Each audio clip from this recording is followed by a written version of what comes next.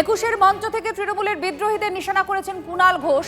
যারা মমতার ছবি বিক্রি করে প্রতিষ্ঠা পেয়েছে তারাই পিঠে ছুরি মেরেছে। এই লড়াইয়ের শেষ দেখে ছাড়বো, তোমরা শুরু করেছো, শেষটা আমরা করব। এই আক্রমণ কালীঘাট তৃণমূলের বিধায়ক কুণাল ঘোষের। কুণালের আক্রমণের জবাব আবার দিয়েছেন এনসিপিআই সাংসদ সুদীপ বন্দ্যোপাধ্যায়।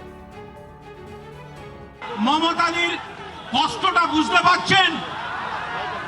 উনি নিজের মুখে বলতে পারবেন না।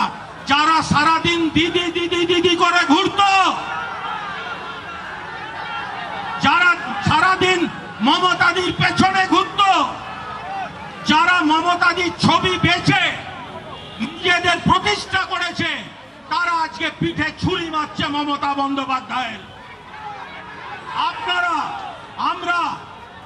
আমরা দাঁড়িয়ে লড়াইয়ের শেষ দেখে ছাড়বো। তোমরা শুরু করেছ, শেষটা আমরা করব। বাংলার মসনদে আবার মমতা বন্দ্যোপাধ্যায়কে ফিরিয়ে আনব।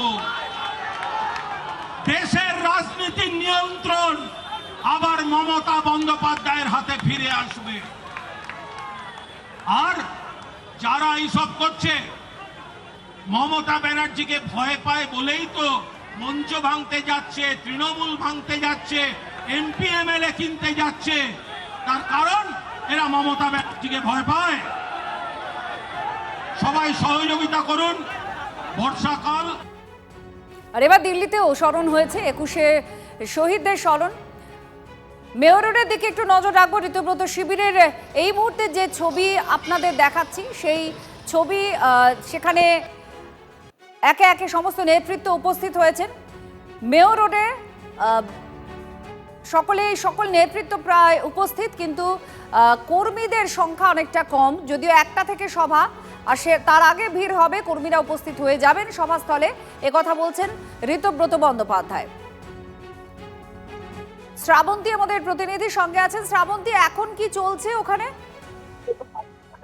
দেখো, তারা গান্ধী মূর্তি, কিন্তু এই যে মেয়র সেখানে গান্ধী মূর্তি ঠিক এই মঞ্চের পিছনে রয়েছে, সেখানে তারা শ্রদ্ধা নিবেদন করতে গেছেন।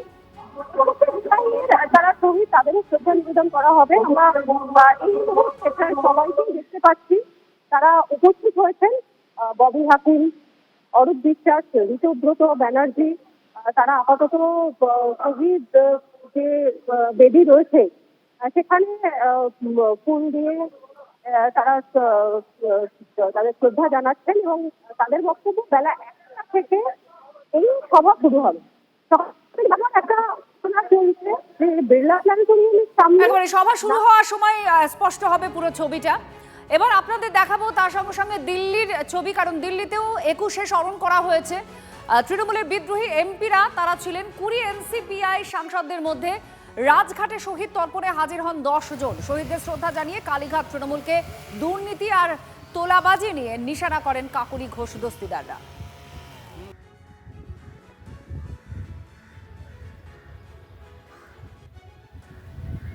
এনসিপিআই এর তরফ থেকে শ্রদ্ধা জানানো হয়। আজকে রাজঘাটে এই শ্রদ্ধার্ঘ্য জানান তারা।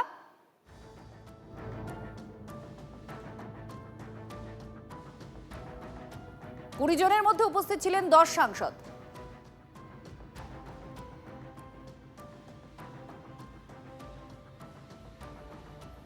রাজঘাটে এসে সেখানে শহীদকে স্মৃতিতর্পণ করাটা আমাদের কাছে অত্যন্ত গুরুত্বপূর্ণ, পবিত্র একটা বিষয়।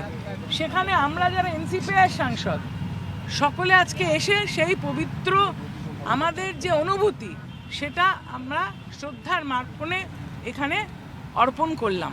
শুনুন, যার কালচার, যার সংস্কৃতি, তার কাছে আমরা এখানে প্রার্থনা করছি। আপনিই বললেন, আমরা প্রার্থনা করব সবাই ভালো থাকুক, ওনারাও ভালো থাকুক।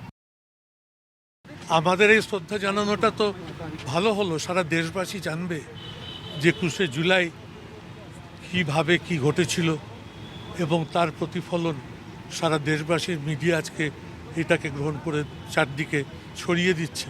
আর আমরা সে অর্থে এখন তো তৃণমূল কংগ্রেস নই, একটা নতুন দল হয়েছে এনসিপিআই।